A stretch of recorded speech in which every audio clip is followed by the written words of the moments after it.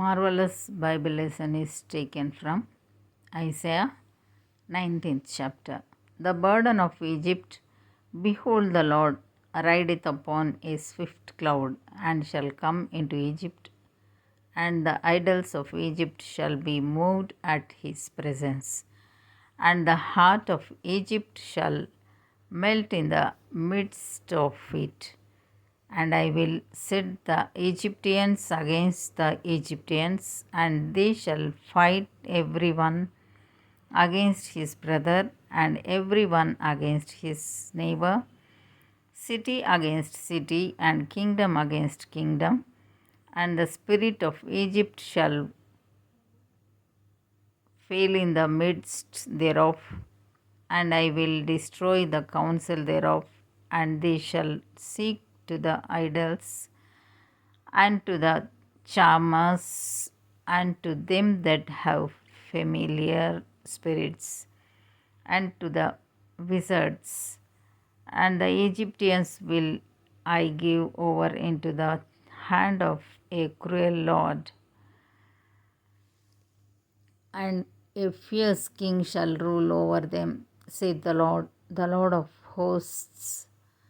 And the waters shall fail from the sea, and the river shall be wasted and dried up, and they shall turn the rivers far away, and the brooks of defense shall be emptied and dried up.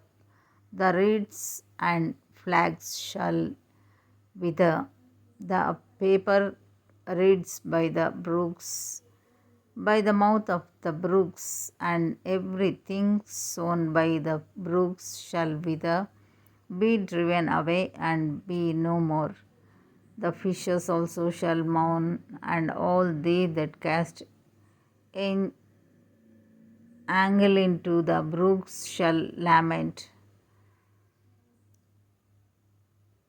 and they that spread nets upon the waters shall languish. Moreover, they that work in fine flax, and they that weave networks shall be confounded, and they shall be broken in the purposes thereof. All that make sluices and ponds for fish.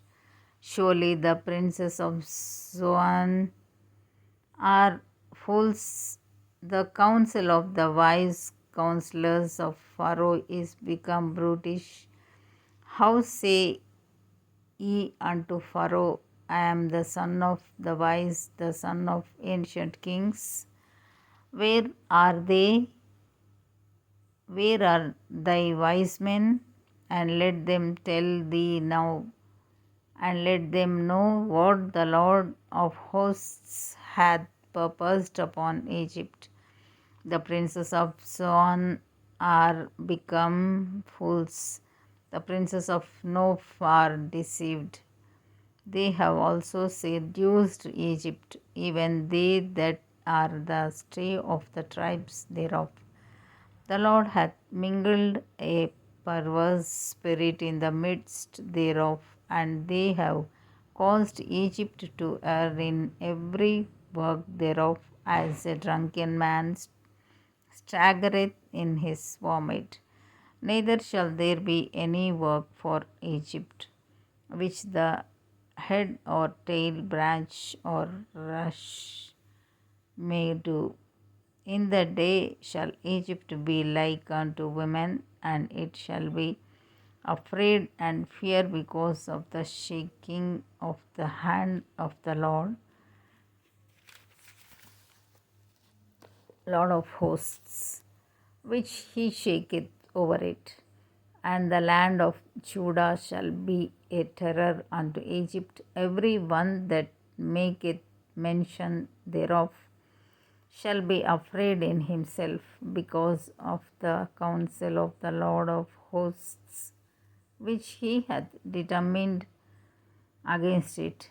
In that day shall 5 cities in the land of Egypt speak the language of Canaan, and swear to the Lord of hosts. One shall be called the city of destruction. In that day shall there be an altar to the Lord in the midst of the land of Egypt, and a pillar at the border thereof to the Lord, and it shall be for a sign and for a witness unto the Lord of hosts in the land of Egypt.